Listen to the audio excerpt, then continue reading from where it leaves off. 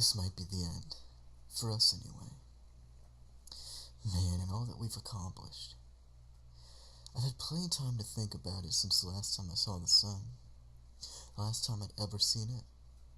It's not the end of the world, but it is for us. I guess it started about a month ago. Although, it could be longer. There's only the clocks scattered around the house to tell me how long, and half of those are dead now. Anyway, I'm straying from the point. It was on the news. A cruise ship sank for no reason. It wasn't damaged, it just pulled straight down. Then the rest of the stories flooded in. Everything in the water was sinking. Oil ridges disappeared. People on the beach pulled down into the abyss. Nobody seemed to be able to explain why this was happening. Nothing floated anymore. It was bizarre. This filled the news for a couple days until it just got frightening. It was during one broadcast that it changed for the worse. It was a report from some beach, an on-location report about this strange phenomenon. They were just recycling the same questions we had all been asking for days. Suddenly, panic seemed to grip the face of the reporter. She screamed as the camera quickly tilted down. Her feet were sunk into the sand down to her shin. I remember smirking, thinking it was just some overly sensitive reporter messing up. But then the camera dropped. The remaining 10 or so seconds that followed showed not just the reporter sinking into the sand, but all of them. The whole media circus that had descended on the beach to cover the same story. The reporter who was down in her shin a minute ago was now down to her chest. The shot of writhing, screaming, sinking people ended shortly as the camera was engulfed by the sand.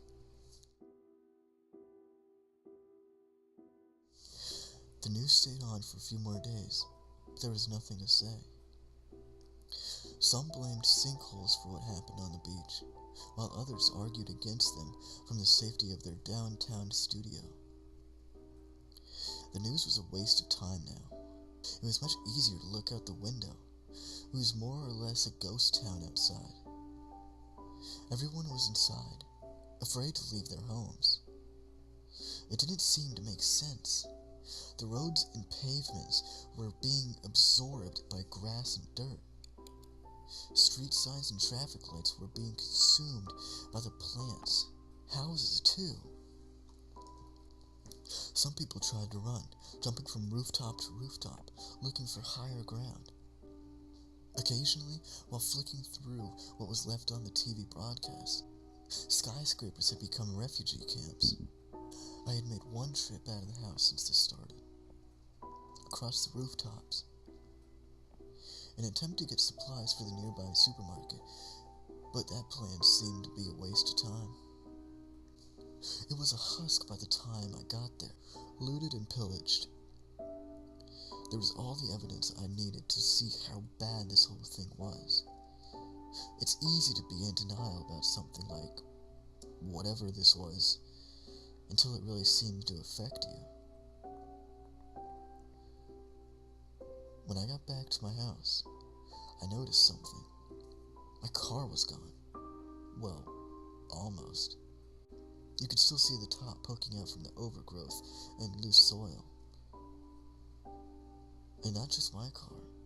All of them. Bigger vehicles were still in sight, only partially obscured, but they were going down too. A few days later, my whole bottom floor was subterranean. I had managed to block the windows and door from bursting in from all the dirt and soil. But it was just a cell now. A mausoleum. Not somewhere I wanted to be. I spent most of my time by an upstairs window, staring at the hostile world outside. My neighbor died yesterday. He fell off his roof and was swallowed by the earth. He's not the first person to do that either. What made it notable was why he fell. He was trying to stop his dog from getting out. The dog's fine. Well, I assume so. It ran off. They're not affected, the animals. This is our fate. This nihilistic little discovery was too much for me to bear. This whole thing, a living fucking nightmare. I hit the bottle hard and passed out for the night. When I woke up, my head pounded in the darkness. I flicked the light switches and the fuses, but the power was out. I took the flashlight by the fuse box and looked around the house for any supplies. While checking upstairs, I saw it.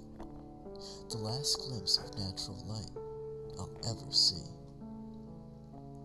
I had been thinking it was just night, that I had slept all day in an alcoholic coma.